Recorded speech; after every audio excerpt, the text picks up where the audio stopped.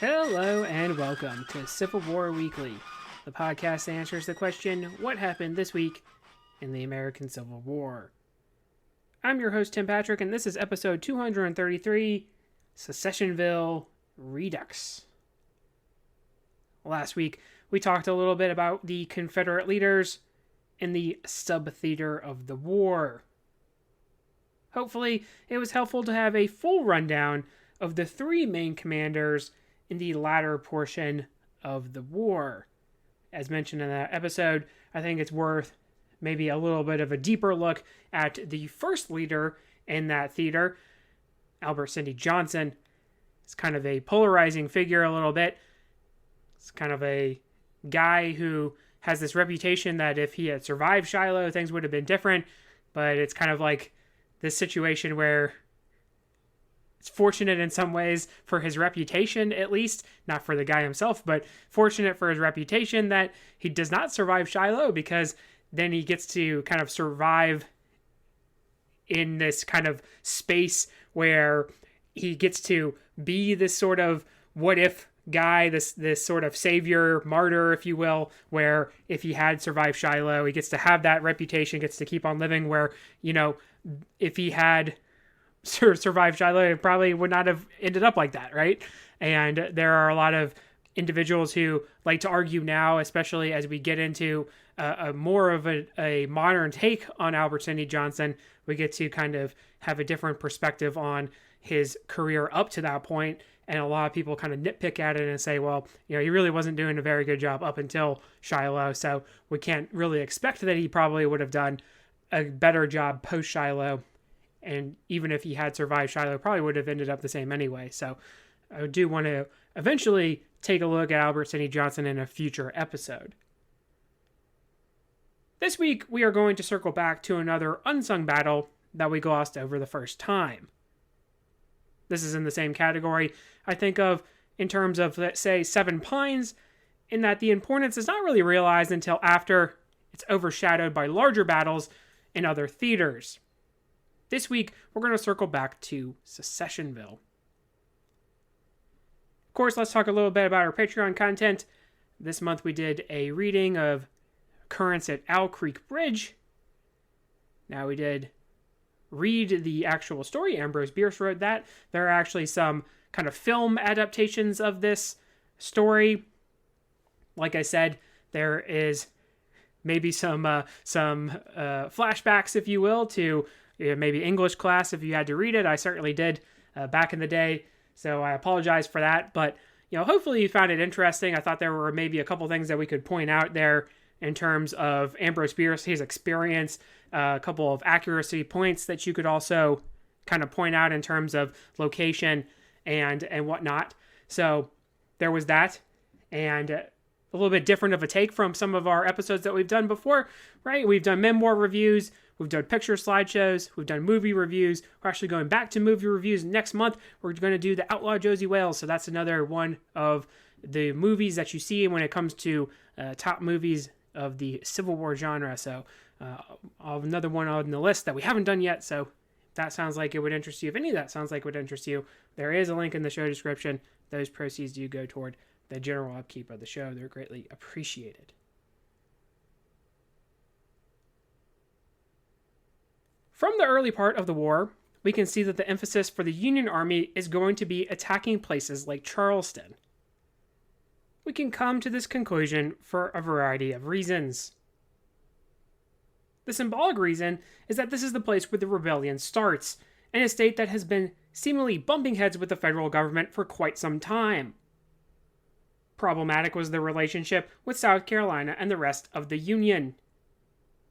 When looking for blame, many would point to the Palmetto State for who caused the war.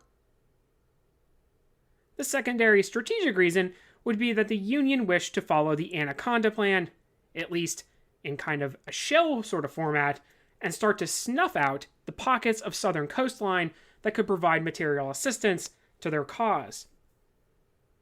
We see that even in 1861, when there are moves to this effect. Port Royal, for example, was a deep water port that could be used for the rebels. Hatteras was silenced as well. For these areas being pirate havens back in the day, we can draw the conclusion that a repeat of either supplies coming in from the Caribbean or raiders operating and preying on Yankee shipping, this is not going to be something that's going to be tolerated by the US Navy. Charleston would not be an easy target, though.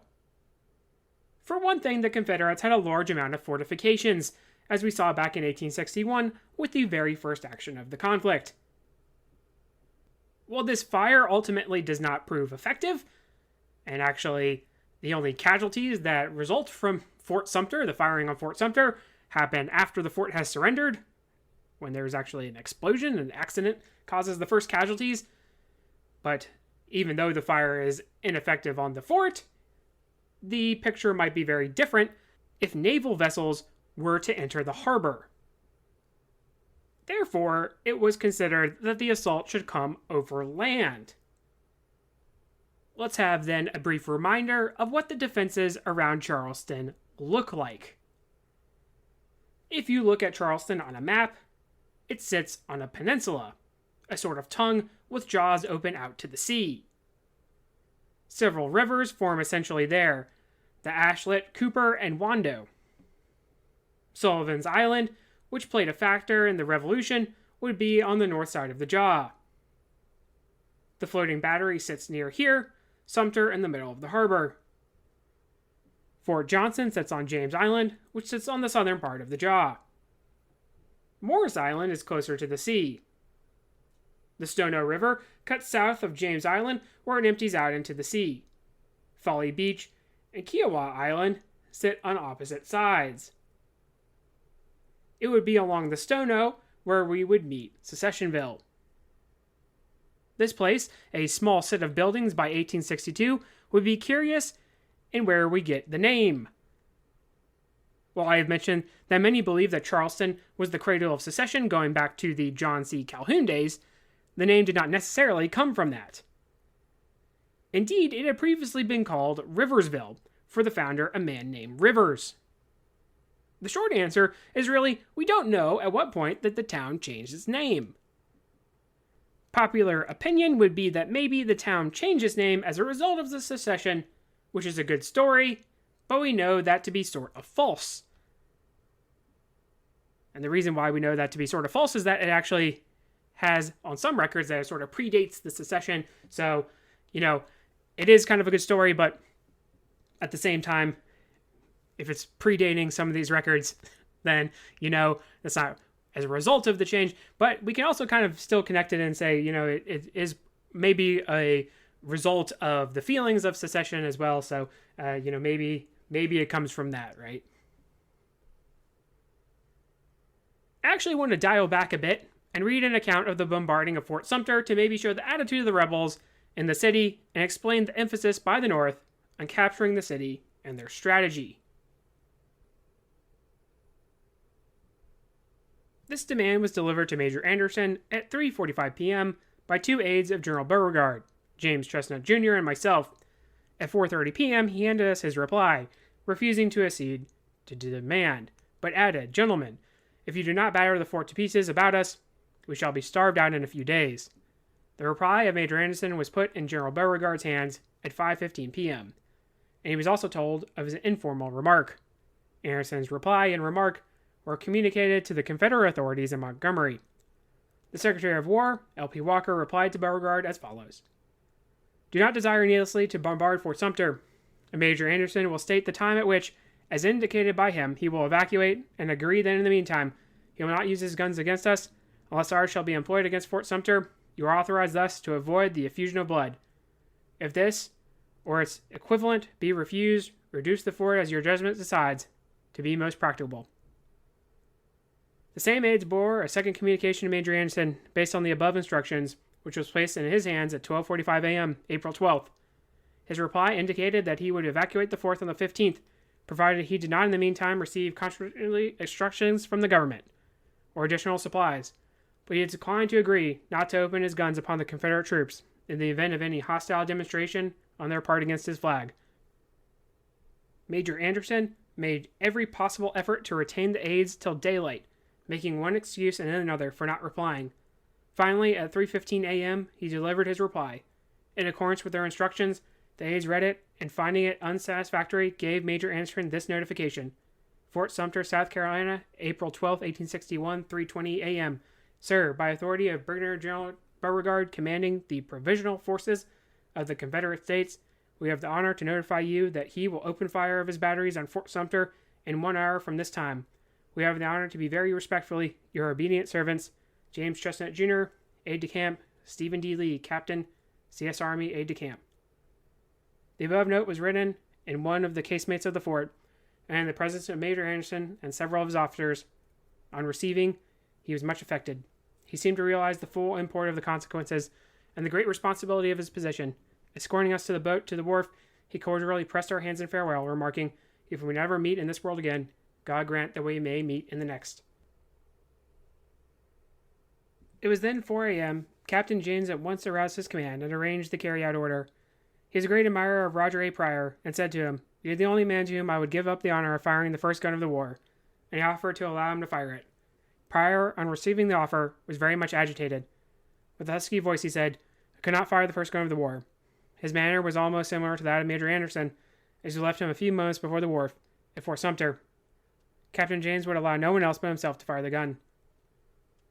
The boat with the aides of General Beauregard left Fort Johnson before arrangements were complete for the firing of the gun, and laid on its oars, about 1/3 the distance between the fort and Sumter, there to witness the firing of the first gun of the war between the states. It was fired from a 10-inch mortar at 4:30 a.m., April 12, 1861. Captain James was a skillful officer, and the firing of the shell was a success. It burst immediately over the fort, apparently about 100 feet above. The firing of the mortar woke the echoes from every nook and corner of the harbor, and in the dead hour of the night, before dawn, that shot was a sound of alarm that brought every soldier in the harbor to his feet, and every man, woman, and child in the city of Charleston from their beds. A thrill went up through the whole city. It was felt that the Rubicon was passed. No one thought of going home. Unused as their ears were to the appalling sounds or the vivid flashes from the batteries, they stood for hours, fascinated with horror. So, a couple of reasons why I wanted to read that, right? Number one is I want to actually go back and redo some of the early stages of the war. I think in the opening kind of first couple of days, first couple of months, it's worthwhile to go back and kind of redo like how we got there, right? A future episode, I think it's worthwhile to maybe go back and do that. So that probably includes, of course, the firing on Fort Sumter. I think that's, a worthwhile episode. So do want to kind of maybe throw that out there. I think also it is a good picture to paint with this account that there is definitely an emphasis in the early part of the war. Abraham Lincoln does not want to have the war be on his hands, right? He does not want to be the one to start the war. And this is the kind of picture that he wants to paint. He wants the South to be the ones that are the aggressors. They need to be the ones to fire the first shots. They need to be the ones who are striking up this kind of fervor in the North. The northern states need to be mad at South Carolina. And that's why we have this aggression toward Charleston, this kind of obsession with several officers, with several of the enlisted men too. We have a lot of enlisted men that write about how, we need to get back at South Carolina because they're the ones that started all this. They're the ones that, even if there are a lot of individuals who are not actually technically from South Carolina, they're hanging around in Charleston who are kind of jumping in on this kind of glory, Beauregard being one of them, right? He's kind of really latching on to being the hero of Fort Sumter, so right. But you get the idea that, this is why there's such emphasis on, wanting to bring Charleston to heel. And that's why I think it's important to read something like this, is that, you see it. You see that Major Anderson's like, you know what, we're going to get out of here. And if you have individuals who are writing about this, and you could definitely imagine that that's being printed in northern newspapers or somehow trickled out where it's, hey, we were trying to leave, and these guys, these are unreasonable individuals, these kind of crazed South Carolinians, they open fire on us, right? And the last thing that I do also want to point out is that, this apparently pretty accurate mortar fire right above the fort. So supposedly, even in this early part of the war, it hasn't even really started yet, and you have this accurate fire. If you are, as the war progresses, you have individuals who with more experience, that just means that going into the harbor with a naval force is going to be that much more hazardous. So gives you an idea of just how that's going to be an option that's not going to be on the table for the U.S. Navy. But if federal forces no longer have a foothold in the harbor, and if the U.S. Navy cannot sail into the harbor, then how exactly are we going to be able to get at Charleston? Well, a great idea is going to be Fort Johnson. To get there, one needed to get at James Island. The Stono River could grant James Island or Charleston for that matter. There was a cut that ran from the Stono to the Ashley River known as the Wapo Cut. Capture of this could ensure the city fell into Union hands. But this too would not be easy. There were a handful of works which protected the cut and the Stono River as well. Flag Officer Samuel DuPont had previously delivered Port Royal, and with it a base of operations from which to maybe move on Charleston. David Hunter would be tasked with command of the ground troops. He had arrived to replace Thomas Sherman, famously Thomas Sherman, who's usually, whenever we talk about him, quoted as having to be of no relation to William T. Sherman. At the same time, he arrived with the engineer Henry Benham. Benham was reportedly hard to get along with, and was very much a better engineer than he was an infantry leader. Isaac Stevens, who will go on to fall at Chantilly, will also be involved, probing from the base around Port Royal. From here, Stevens would put pressure on the railroad, which was something that Robert E. Lee feared when he came to the Low Country to improve defenses. Hunter, though, had been given crucial intelligence about the Stono in the form of Robert Smalls. Smalls, formerly enslaved, had used the ship Planter in a daring escape from Charleston, moving the vessel out past Sumter, giving the proper signals to avoid detection. His intelligence, though, was about the condition and armament that the forts protecting the mouth of the river were in. This would be intriguing to Hunter and Benham, who would wish for some kind of action. You see, attention of the army and nation were elsewhere. Shiloh had happened already, and Corinth was approached. New Orleans was captured, and now Richmond was threatened. So Charleston and Savannah, in this theater of the war, was to a degree on the back burner. Supplies and personnel would be shifted to larger pursuits. This would be true for both sides, though. John Pemberton had taken over command in this region for the Confederates. He would write to his predecessor Lee about how he was constantly being stripped of troops. This is part of the buildup of troops around Richmond, so this makes sense. He would have at least some capable officers and familiar names to aid in the defense of Charleston. Roswell Ripley, States Rights Gist, and Shanks Evans would all be part of the new defensive line. Gist would start to dig in relatively the middle of James Island. These works would stretch to protect the Wapo Cut.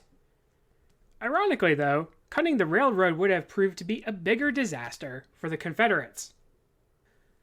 Remember that we are in a position right now where the Confederacy is sort of on the back foot, right? Albert Sidney Johnston is dead, Joseph E. Johnston is severely wounded, Richmond is threatened, McClellan he doesn't really need the reinforcements that he keeps asking for, right? He could really pressure Richmond and at least force the situation as opposed to, just kind of sitting where he is.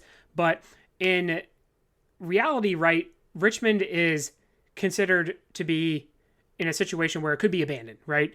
And had the railroad been cut, had Isaac Stevens been able to start damaging the railroad, had Hunter had this insight where it's like, instead of looking at Charleston and saying, I need a little bit of glory here, the overall strategic picture could be, I need to cut this railroad right here, and that's going to be taking away the logistical support that could be heading north, could also be taking away some of these troops that could potentially be heading north, right? There is a big draw on a lot of troops from the Carolinas, from Georgia especially as well, that are going to be shifted into Lee's army as he builds up the Army of Northern Virginia again, right? Remember, he needs to have all available troops. It's the closest he's ever going to come to parity with a Union army is the 7 days that happened there in the summer of 1862. So having a logistical network to get the supplies and the troops that are necessary for that, and if there had been a damage to that, if there had been Union raids to disrupt that, or to make sure that these states are not willing to give up their coastal defenses, that's going to make things a little bit different, right? So there had been more of a look into the strategic picture, then maybe things would have been a little bit different. And if you remember, there was an exercise that I did a while back where I did a general fantasy draft, and I mentioned this in a Patreon episode where I ranked all these generals. I ranked, actually, David Hunter ended up kind of being the last. And this is part of the reason, in that I don't think David Hunter necessarily, in this long list of generals that I made, I didn't necessarily know who was going to end up being last, because I just kind of started ranking them based on these metrics. Well, David Hunter ended up being last, and it's kind of part of the reason is that, I kind of looked at a variety of different metrics that I wanted to assign scores for, and having this overall vision toward what exactly was necessary in terms of this, and also David Hunter is also going to be trying to emancipate the enslaved individuals in a time when certainly Lincoln doesn't want to have that happen, right? It's not going to be politically the right time. It's going to kind of also add into that as well. So not to mention that David Hunter doesn't necessarily do very much, if anything at all, on the battlefield to wow anyone. So anywho, if that sounds interesting to you, if you want to hear more about that, again, that was a Patreon episode from a while back.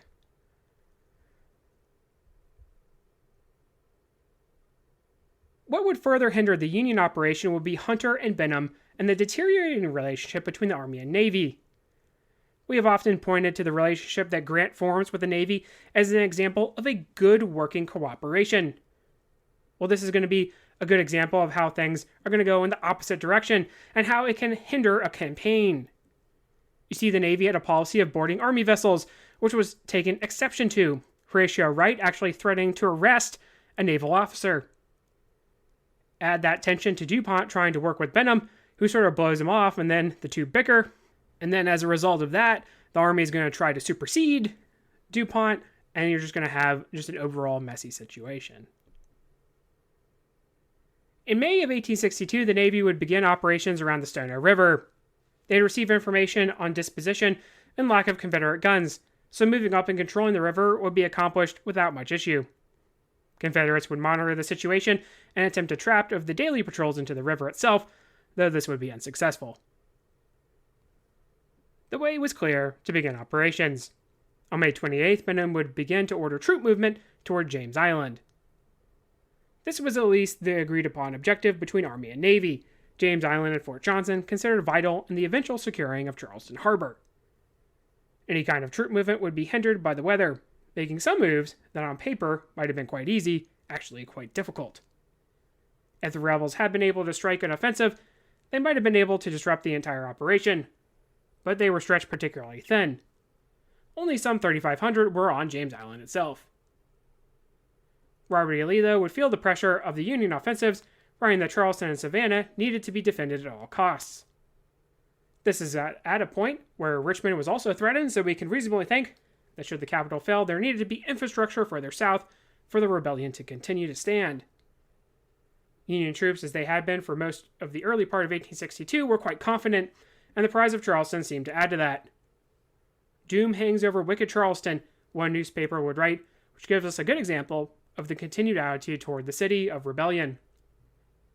In early June, Isaac Stevens would land his division on Solagair Island, these troops moving from Stono toward a foothold on James Island. This would be relatively where the 54th Massachusetts fought later before their attempts on Battery Wagner. Confederate heavy artillery units would dominate the defense of Charleston, as we saw from this later famous action, and so too would they be on the forefront now. These mostly local troops would try to set up artillery to dissuade any kind of advance. The Union regiments involved in an early June skirmish with artillery members of the 24th South Carolina would be pretty colorful. We have the 100th Pennsylvania Roundheads, the 79th New York Highlanders, and the 28th Massachusetts, the Clear the Way regiment that would eventually join the Irish Brigade. They would skirmish and be pushed back, the rebels ironically facing a company of Southern Irish volunteers being heavily involved in the action. Gunboats would discourage the continued Confederate success but action had officially begun. That leads us to the Battle of Secessionville. In early June, the two sides would be relatively fixed. For one, the weather really prevented any progress, as the rain would make operations difficult. Stevens and his division were still on James Island with Horatio Wright and his command attempting to get there from Soldier Island. Reconnaissance would be conducted on the rebel lines. Joseph Hawley, who would go on to command troops and Seymour's push into Florida, would lead a ground probe of the rebel lines. Remember, actually, in the Battle of Volusti, the largest battle in the state of Florida, we actually read some of Joseph Hawley's account of the battle. A balloon had arrived and would be deployed as well to watch the rebel presence. Now again, if there had been an aggressive commander, it might have been possible to disrupt the federal moves before they really got underway. But there would be confusion amongst the rebel leadership. You see, once again, the coastal states would need to be shifting troops toward Richmond in an effort to defend the capital. As such, more general officers would be shuffled. William Duncan Smith would eventually arrive and establish a flying brigade to deal with any breakthrough attempts. More work would be done on the defensive line, as it seemed the rebels would simply need to wait and see what happened both in Richmond and with the approaching Yankees. By June 10th, however, it was time to act. Wright's command had a foothold at Grimble's Landing across the Stono. Colonel Thomas Lamar, who commanded several of the battery positions, including Tower Battery near Secessionville, would briefly try to bombard the Union troops into leaving, but the fire was ineffectual. Tower Battery was named as such because there was in fact a tower located there, which offered the Confederates a good view of the Union troop movements. Rebels would advance toward Wright's position in an effort to remove him from the camps there and bring guns onto the U.S. Navy vessels, but this was not to be. The 47th Georgia, a rookie regiment, would run into the Federals who had picketed the advance and throw back the enemy with 60 or so casualties. LSA George B. McClellan, though, this action would convince Hunter that there was a sizable Confederate force there to defend Charleston, as it had been an aggressive move. While this was probably inaccurate, there was some thought that if the U.S. Navy was not there to provide their guns and support, the rebels would drive their foe into the sea. Hunter, it would seem, would begin preparations to scrub the attempt on the city of Rebellion, would not go through with their withdrawal. Following the fighting, a rare example of a rudder from one side to the other of a fallen soldier would be written. A Rhode Island artilleryman would send the following: 3rd Artillery, Rhode Island Artillery, James Island, June 19th, 1862. Mrs. Roxania Williams. Madam, it is with sorrow I communicate to you the death of your husband, Captain W. W. Williams, who died on the 11th instant from the effect of severe wounds received in an engagement with our forces on the 10th instant. Captain Williams' wounds were of such a nature that surgical aid could not save him. They were in his breast, and our own surgeon could do no more for him than to relieve his sufferings by administering anodynes. I can assure you that your husband had every care and attention we could bestow. He was irrational to the last, and expressed the greatest solicitude for yourself. He exacted from the writer a promise to communicate to you his situation, and make known to you that his thoughts were of you. Captain Williams signified a desire to see a minister of the gospel. One of our chaplains visited him, and was in communion and prayer with him for an hour or two preceding his death, and is satisfied that your husband was prepared to enter a better world, where the wounded and suffering rejoice in heavenly bliss. Captain Williams did not suffer much. He began to fail at about 9 o'clock p.m., his strength gradually failing him, and at 1 o'clock a.m., the 11th instant, he breathed his last. Trusting that God may forgive you strength, bear your misfortune with fortitude and courage. I am very respectfully Henry Sessions, Major, 3rd Regiment, Rhode Island Artillery.